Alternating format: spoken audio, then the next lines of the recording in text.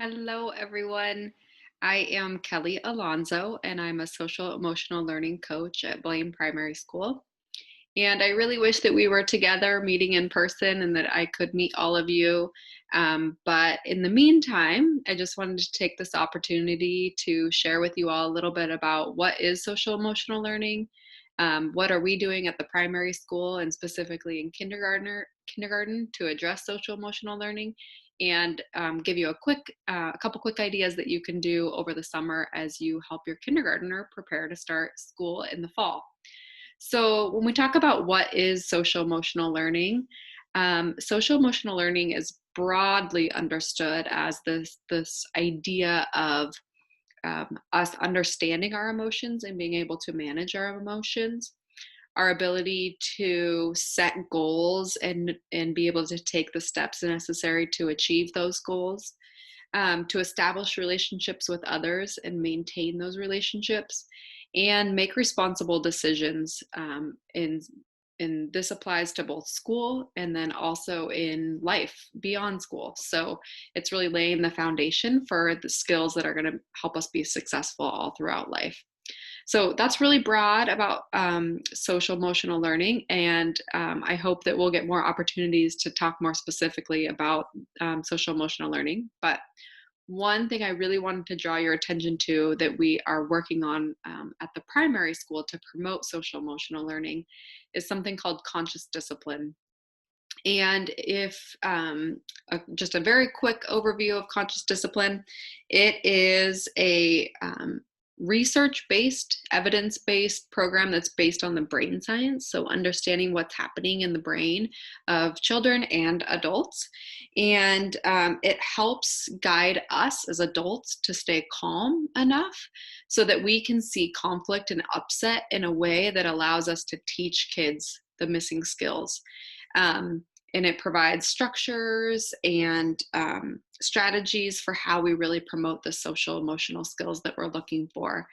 And it differs a little bit from other approaches to behavior and how we think about conflict, in that some approaches look more at what are the incentives or the rewards that we can offer to kids to motivate them to demonstrate certain behaviors or expectations, and what do we do as a result when they're not meeting those expectations through possibly consequences, um, or possibly punishments, that in the hopes that those things are going to guide them towards the behavior expectations that we have.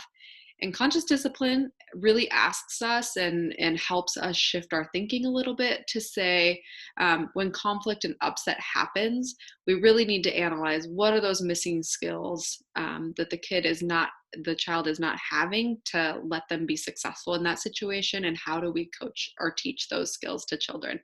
So again, this is something that I hope through your time at the primary school we'll get to engage in some more learning together about. One awesome thing about conscious discipline is that it is an approach that can be used at school and at home. And so it's really nice because then us as educators get to learn alongside families. And I know for me, I'm an educator and I'm also a mom to a 4-year-old and a 6-year-old. So I'm constantly learning about skills that help promote social emotional learning at school and also promote social emotional learning with my own kiddos. So that's a little bit about conscious discipline. And then just the last two things I want to share with you are a couple resources for how you can help promote social emotional learning over the summer with your little ones. So there in your packet, there's two resources. The first one is the 4 elements of connection. And just a little bit about this. What we know about the brain is that when we make connections with human beings on the outside, in our interactions, it actually builds neural connections in the brain that lay the foundation for us to be able to have self regulation, that ability to manage our emotions. So on the handout, you'll see the 4 elements of connection. So they are eye contact, touch, presence, in a playful situation. And there's a little bit more information provided on the handout. But essentially, what I'm hoping that you will take away from this is that anytime you are doing activities and you are playing with your kids and you are at their eye level and you are having fun together, that play is actually a really critical learning skill for them, that's an essential component of social emotional learning at the age that they're at. And so I'm being a mom, I know that life can get really busy, and as parents, we're often multitasking. But if you're able to take even 5 minutes a day to set aside and really ensure that you have all those elements of connection, that you're face to face with eye contact and you're having some physical touch, whether that's through, you can do hand gestures and be touching, or high fives or hugs, or sitting on their lap, your kiddo sitting on your lap, and that you're fully present and you're having fun together. That's really the ingredients that are going to help set your student up for success. So even 5 minutes a day set aside, make sure that your kiddo is getting those every day. Ultimately, have a lot of fun together, and know that that's valuable, well invested time. So the other resource that I wanted to share that's in your packet is a feelings chart. And I wanted to share 3 different ways that you can use this feelings chart in your home over the summer. So the first one is that you, as an adult, just starting to identify times when you're feeling these different emotions. And something that you can do as another step to that is identify where you feel that in your body. So it's not as important to necessarily say why you're feeling those things as it is to just name the emotion and start to describe where you feel it in your body. So for me, I know recently I've been feeling a lot of anxiety. So anxious is one of the emotions on the chart. And so I've started just saying things like, wow, I'm noticing I'm feeling anxious. My shoulders are kind of tight and my jaw's kind of tight. I'm feeling anxious. And so I'm just naming that emotion and where I feel it in my body. Likewise, there's been some things recently that have made me feel really sad. And so I could just say, I'm feeling sad right now. I feel like my face is kind of feeling heavy and my body's feeling heavier than usual. I'm feeling sad. So naming the emotion and naming where you feel it in your body. Not necessarily why you're feeling those things. That's not necessarily as important as just naming those and identifying those as you as an adult. The second thing you can do is start to look at characters in a movie or in a book that you're reading and look for clues about what they might be feeling using the feelings chart. So you can start to look at the eyebrows and the eyes in the different emotions.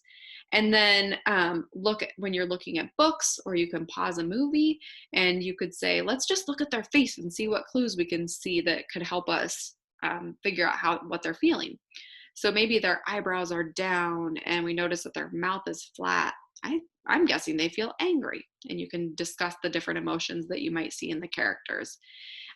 Likewise, you could, maybe you see a character who's really happy and they have a big smile on their face and their eyes are big and bright, and we could identify they look like they're feeling happy. So both positive and negative emotions. The third way that you can use this chart is to set up a time once or twice a day with your kiddo to just do a check-in. How are you feeling? And start to have them try to identify what emotion they might be experiencing. So again, for them, it's not really as important that they're describing why they're feeling that way as much as it is just naming the emotion and possibly starting to look for signs in their body that they're feeling that way. So an easy way to do this is you could put it on your door. And if you guys are going outside or you're leaving, you could do a quick check-in. Hey, how are you feeling? Another good way to do it is at like breakfast or something that you know that the kids are going to do every day. Maybe at brushing teeth or getting dressed, post it there, and just make it part of your routine so that they can always predict what's coming, which helps with that sense of safety and security. So post it, ask your kiddos just once or twice a day, hey, how are you feeling? And do a check-in. So that's 3 ways that you can use the feelings chart. Make sure that you're incorporating those elements of connection, knowing that it's really brain fuel and it's helping build that development, those neural connections that we really need to manage emotions. So that is all for now. Again, I can't wait to meet you all. And until we meet, I wish you well.